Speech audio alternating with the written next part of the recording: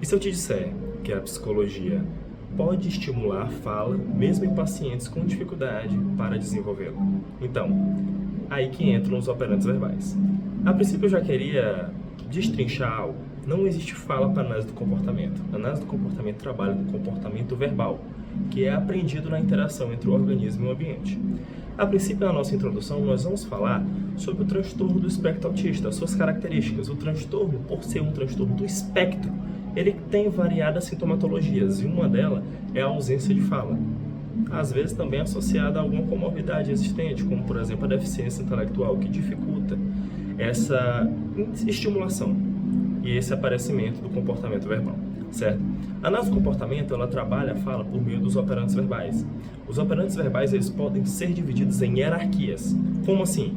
Nós inicialmente começamos com o ecoico, que se trata da repetição. Posteriormente, vamos para o tato, que se trata da nomeação. Depois, mano, que se trata dos pedidos. Existem variados outros, mas muito legal é o intraverbal. O intraverbal, ele trabalha já a conversação, a utilizar todos os outros operantes verbais que foram anteriormente aprendidos. O objetivo do nosso trabalho é investigar a contribuição da aplicação estruturada dos operantes em intervenções terapêuticas para o desenvolvimento da linguagem expressiva em pacientes com transtorno do espectro autista, se concentrando na aplicação linear, visando identificar técnicas eficazes e promissoras nesse processo. Os métodos. Nós utilizamos para esse trabalho uma revisão integrativa de literatura, ou uma revisão bibliográfica. Pesquisamos em fontes como PubMed, e Cielo e o PepSIC e conseguimos elencar com critérios de exclusão que foram amostras de comorbidades não relacionadas ao TEA e não relacionadas à análise do comportamento, especificamente aos operantes verbais. Ok?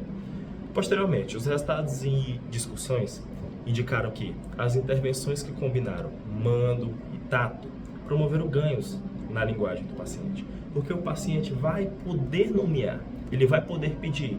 Posteriormente veio o ecoico, que é a base de tudo, que é onde você ganha, o paciente ganha o operante verbal, que é onde ganha também o repertório verbal, entendeu? E desse repertório, o paciente vai subindo nessa hierarquia, nessa pirâmide de habilidades, até que ele chegue no intraverbal, que é a conversação, certo? Que também é uma base para outros operantes verbais, como por exemplo o autocíclico, certo?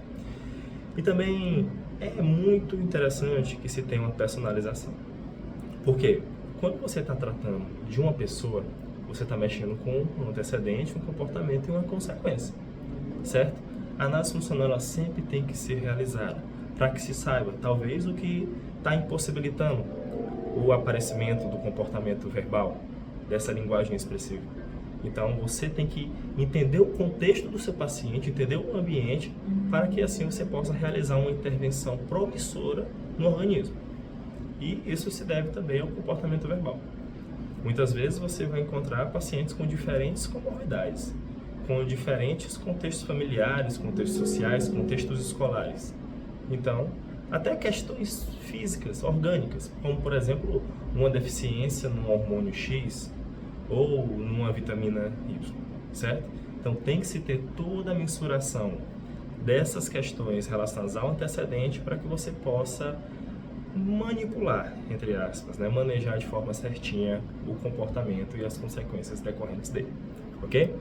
Nas considerações finais, nós concluímos que a aplicação do comportamento verbal articulada é uma ferramenta válida, extremamente interessante para estimular a linguagem expressiva. Com a priorização dos mandos e tatos, que fazem com que o comportamento tenha uma complexidade, mas não deixando nunca de lado o ecoico, que é a base de tudo, e o intraverbal, que é a base da conversa, dessa troca, entendeu? E para isso nós deixamos também uma recomendação relacionada à capacitação de profissionais, para garantir essa consistência, para que as pessoas tenham um pleno entendimento da análise do comportamento aplicada, do ABA, e também tenham um pleno entendimento do que é o TEA, o que é um transtorno, certo? Para que possam intervir da maneira mais correta. E é isso, pessoal. Essa foi a nossa apresentação, eu espero que tenham gostado.